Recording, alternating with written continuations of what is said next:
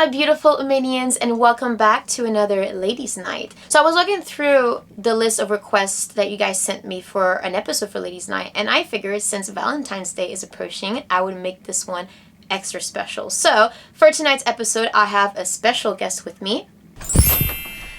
And for those of you who are new here, this is Dan. This is my boyfriend. Hello. Welcome Dan to a Ladies Night episode. Should I wear a wig? No, you're good. No wig needed. So we figured tonight we would talk about the roles that we have on the boat and how we live with each other 24/7 on our tiny little home. So we do pretty much like live, eat, work, sleep. Yeah. 24/7 constantly together. Yeah. And a lot of people wonder how we make it work. So this episode is all about that. So grab your glass. Do you have your glass? And you need a glass for Ladies Night. I have coffee. Is that okay? That's good. I have tea tonight, so it's okay. And let's chat about the roles as a couple on a sailboat.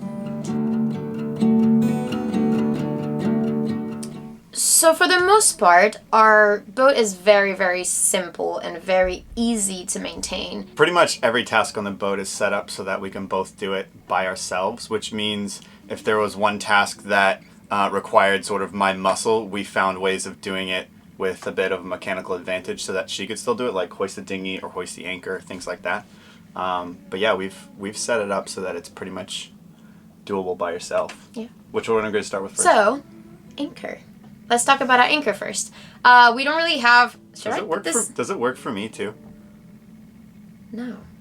All right. Did you not know the wand chooses its master?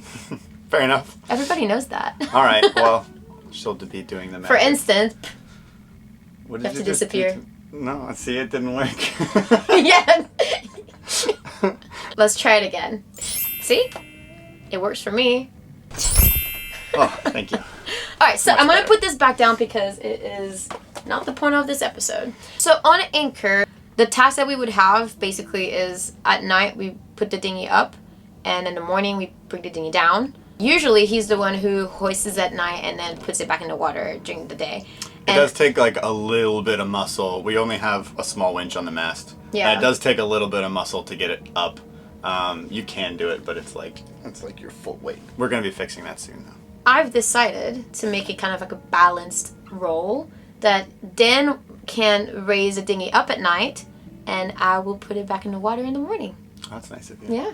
So right. We do raise our dinghy for, I don't know, maybe 3 reasons. One, it's less noise bouncing around in the waves and tugging on the boat, so it's less noise when we're sleeping. 2, security. We raise it up and then we know that it's safe when we lock it to the boat, and it's a lot more difficult if someone was going to try to steal it. And 3, if you leave something in the water all the time, it grows like barnacles and junk on the bottom. So hoisting it up every night means we never have to clean the dinghy. And when it comes to cooking, we have one rule. The person who cooks, the other person cleans the dishes. And which one do you end up doing all the time? Let's just say that I don't cook. So Dan is the cook of the house, so to speak. And I love your cooking, so... I'll take it. I don't mind cooking. I don't really like washing dishes, so and it I works love out eating. pretty well. If I want to cook someday, I'm sure Dan will love it, and I'm sure he will gladly do the dishes. We don't have much cleaning to do on the boat. I guess we like wipe the counter down and kind of sweep the floor every once in a while, but we tend to keep all the dirt and dust and sand outside in the cockpit, so when we come inside we're nice and clean. There's sort of long-term stuff, laundry, sheets, tidying things up. Yeah, but usually laundry is a 2-person job because we usually find a laundromat at shore. We usually wait about a month before we do laundry, so we're taking like a giant sailor bag with us. So yeah. Sometimes when we drop laundry off, it's sort of a full service thing, and someone switches it into the dryer, and sometimes they even fold it. That usually ends up costing more, but sometimes it's the only option to do laundry. And we usually leave the laundry at the laundromat while we go provisioning or do something else, get some water. So a lot of things that we do on anchor, we do it together. Yeah. And the things that we can separate, we try to balance it the best we can. Like this most recent time, we dropped it off and one of us had to actually stay and wait, switch the load over, fold it when it was done, all that. So while Kika did that, I went and got dinghy gas and filled up the water jugs and ran them back to the boat and some of the other sort of background stuff. But yeah, water we end up getting maybe once a week or once every other week, and laundry we end up doing once a month probably. And And then that's, what else is there? Provisioning, we do it together. Kika waters her own plants. She has a botanical garden that grows on the boat, and if I touch a plant, it dies. Yeah. So she's in charge of watering it, period. I don't ever touch them. We Right, really right. don't have much maintenance we do on the boat. There's not much day-to-day anything. I mean, we've kind of kept it really simple on purpose so that we can enjoy where we are more and spend less time like maintaining and cleaning and all that kind of stuff. Yeah, and even cleaning the hull. We used to clean the hull That's more true. often. Like every time we went sailing, we have to clean the hull. Yeah, and normally, even when we had to clean the hull, neither of us minded because it's more of a free diving practice for us. That's what we called it. Yeah. Free diving practice Free made it diving tolerable. There's one other aspect of our lives at Anchor that's different than pretty much everyone else that we meet, and that's because we make YouTube videos. So boats are under constant maintenance. I mean, there's always little things that need to be fixed. A light goes out, or like a pipe breaks, or little tiny things, little tinkery things. Those are usually left to me to go through and fix because Kika does all of our editing for these videos. So she's usually sitting over at the nav desk with headphones on, down for a couple hours a day. And if there is anything that needs to be fixed, or it's leaking or something, I'm usually the one going around fixing those things. Yeah. And Kika's the one like passing me the stuff, or like wetting the next piece of fiberglass, or getting the camera so that it gets recorded. Yeah. So she's always like the behind the scenes help, which makes the projects go so much smoother. All right, the next thing that we do is when we are getting ready to sail, and that doesn't really take long. Our boat, as we said before, is super simple, so it takes maybe 10 to 15 minutes to get everything ready. And usually, while I clean up inside, put the dishes away, make sure the books are not falling, put the cameras away, and the laptops, because that's important. Strap your orchid down strap so it my doesn't orchid. swing. Yeah. Dan usually is outside and taking the sail covers off and make sure the electronics are all on and all the little outside bits. Yeah, again, there's not much to get our boat ready to sail. Yeah. It kind of depends how long we've been at anchor, I think. Because like if it's only been a day or two, our boat is ready to sail at all times. Yeah, that's true.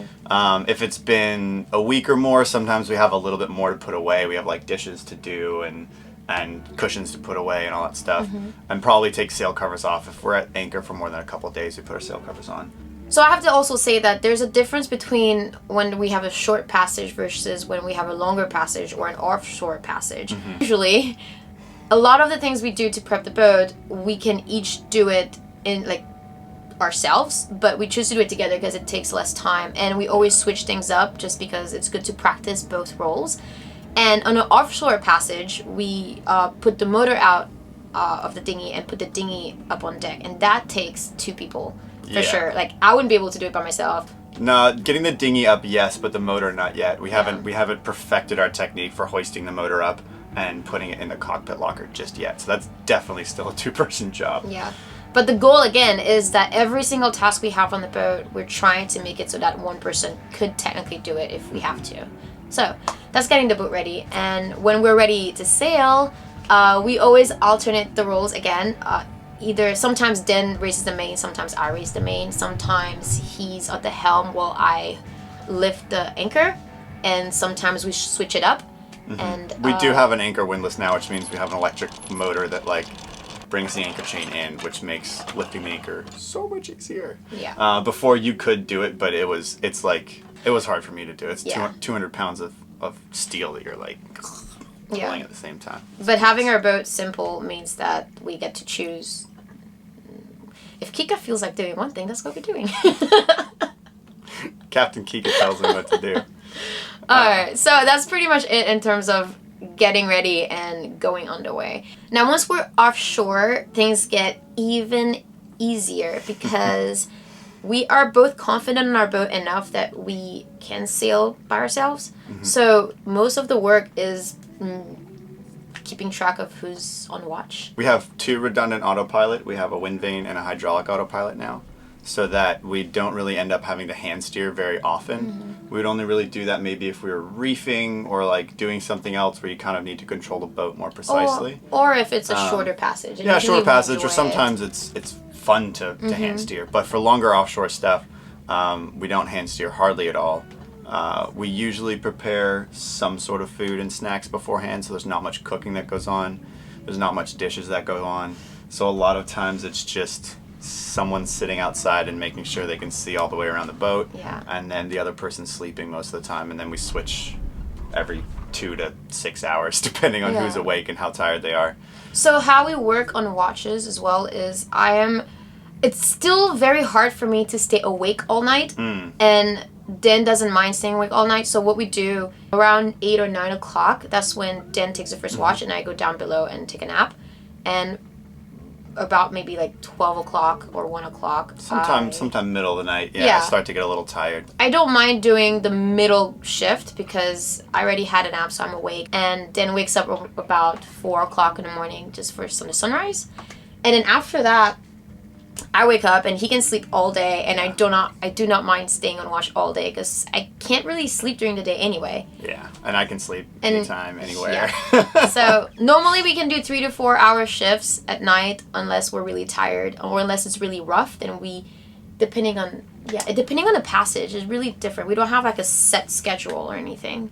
We also tend to reef before the sun sets, at least in the main, because one of us can roll up the Genoa by ourselves without an issue.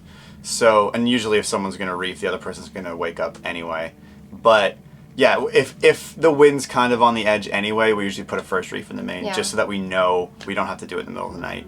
And it doesn't slow our boat down that much, and it makes it more comfortable to sleep at night.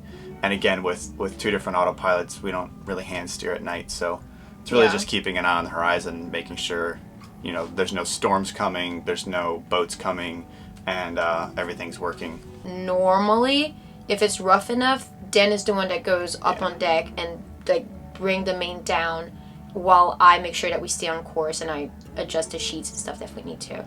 Our new reefing system's pretty straightforward and easy to do, and it's very quick. But we don't have to reef. We haven't had to reef in a while. Usually we kind of look and be like, maybe we should reef. So we put a reef in and then sail for a couple more hours, and it usually doesn't affect us too much.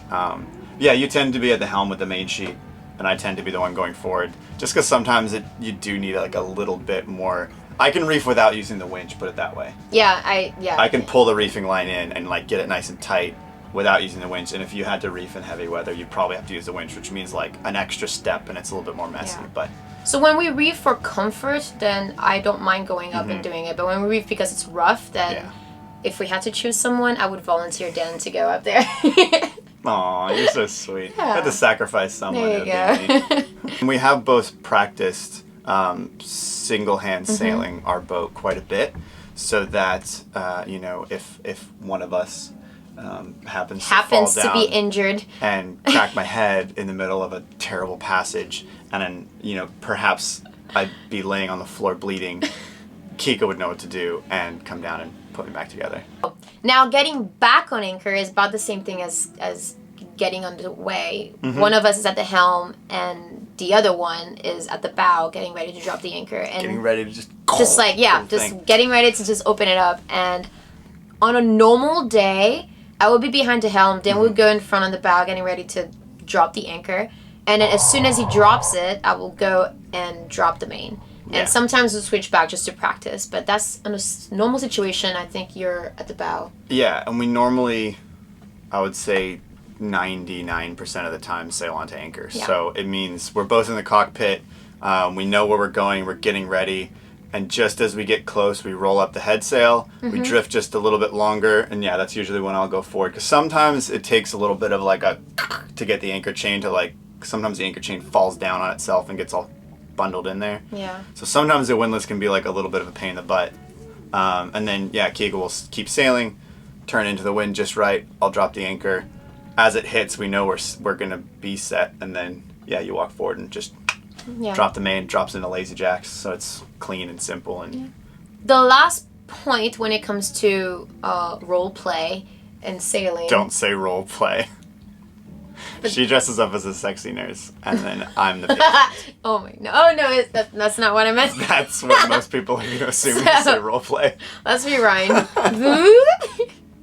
The last point when it comes to roles and sailing is docking. It's not something we really do a lot. It's been different every single time, and we're not very good at it. For me, it's the one time out of all our sailing experience is the one time that I really get a little nervous because I don't want to hit the dock and I don't want to hit boats, and my heart beats a little bit. 4 years of sailing, we've docked 8 times. There's a lot of variables that goes into docking a boat, and unlike anchoring or getting a mooring ball where nothing can really go wrong, like the next boat beside you is so far away that you can kind of mess up a little bit and come back around and do it again.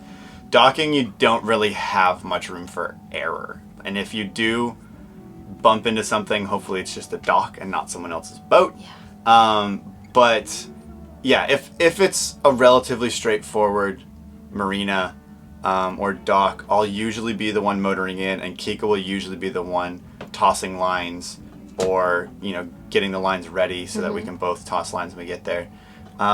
If it's at all complicated, I'll usually still be the one behind the helm, and Kika will actually be in the dinghy. Yeah. Because with a monohull, like if the wind is blowing on the side and we have to go into a slip or something like that, our bow is very easily blown off with wind. And so sometimes she'll get in the dinghy and kind of use it like a bow thruster to help push us in. So that's about it, guys, for this episode. I hope that I feel like we covered a lot of things, and I hope we didn't miss anything. But let us know in the comments below if you have your own setup between you and your significant other on your boat, and we would love to hear it in the comments. Oh, and it's Valentine's Day very soon, so we have a special treat for you guys today. We have our His and Hers rash guard for sale on our website. Sailing Uma! And until February 14th at 11:59 p.m. they will be on sale on our site. So make sure you check out the link or in the description below and get yours today. They're super soft. They're really, really soft. I absolutely love them. These aren't the exact ones. These were our tests. The real ones are like a little bit darker and they have a cool like Sailing Uma sailboat down here. Yeah. You'll see it on the link in the website. I hope you liked that episode, guys. I'm sorry if we talked too much, but we'll see you guys on the next video. Cheers. Cheers. Are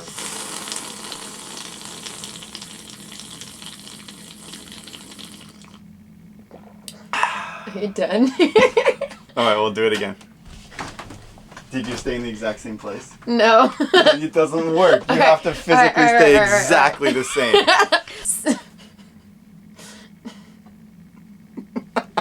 He's terrible.